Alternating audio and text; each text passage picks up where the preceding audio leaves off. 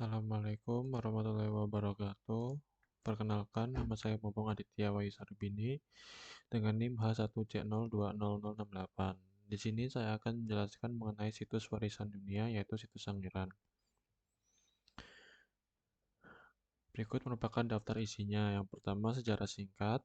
Yang kedua, penemuan Van Connex World, lokasi bentang-bentang alam, stratigrafi dan formasi geologi, temuan arkeologis, fosil kunci, nilai sejarah dan budaya, status UNESCO, hubungan geologi dan arkeologi, metode penelitian arkeologi, fakta unik situs Sangiran, kondisi pelestarian, program pelestarian aktif, Sangiran di kancah dunia, timeline evolusi, kontribusi Sangiran untuk sains, kesimpulan, dan daftar pustaka. Sejarah singkat, penelitian manusia purba di Indonesia berawal dari penemuan fosil Pithecanthropus erectus oleh Eugene Du Bois di kawasan Trinity pada tahun 1891. Penemuan ini menarik perhatian dunia terhadap kajian evolusi manusia di Pulau Jawa. Penelitian sistematis di kawasan Sangiran dimulai pada tahun 1934 oleh Van Coniswood yang berhasil menemukan berbagai fosil hominid, mulai dari rahang, Homo mojocertensis hingga tengkorak Pithecanthropus erectus.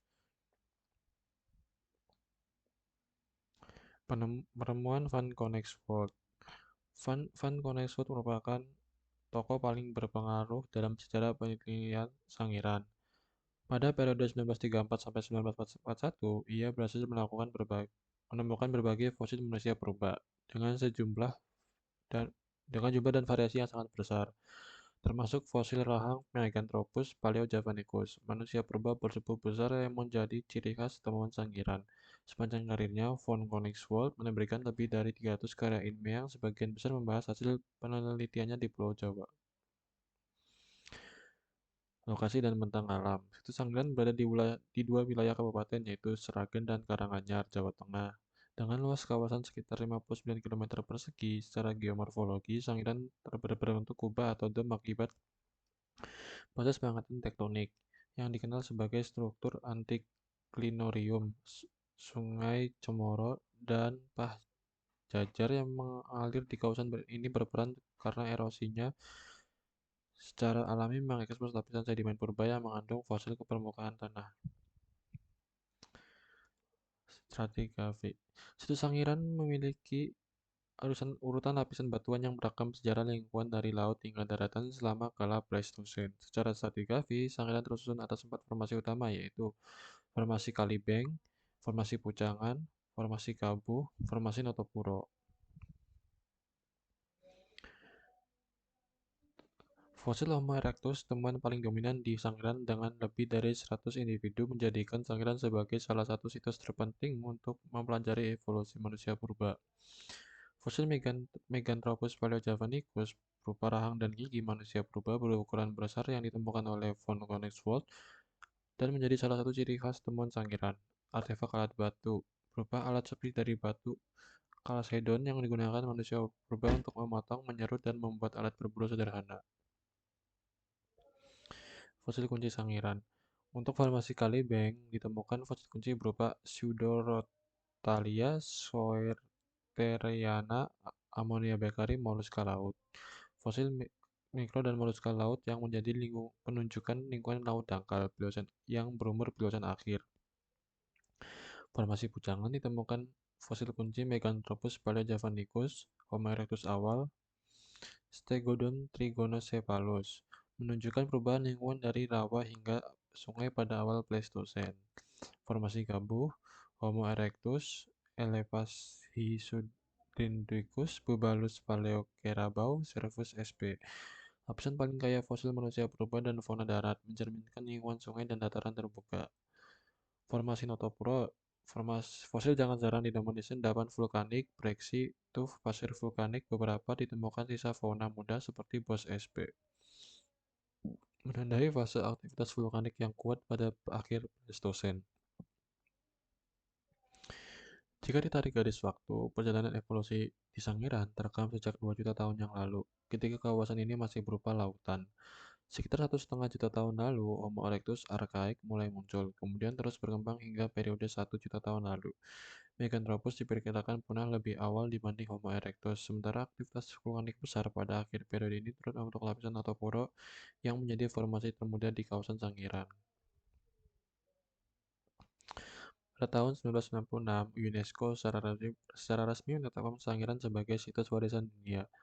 Pengakuan ini didasarkan pada dua kriteria utama. Pertama, Sangiran merupakan bukti luar biasa dari tradisi budaya manusia purba yang telah lenyap.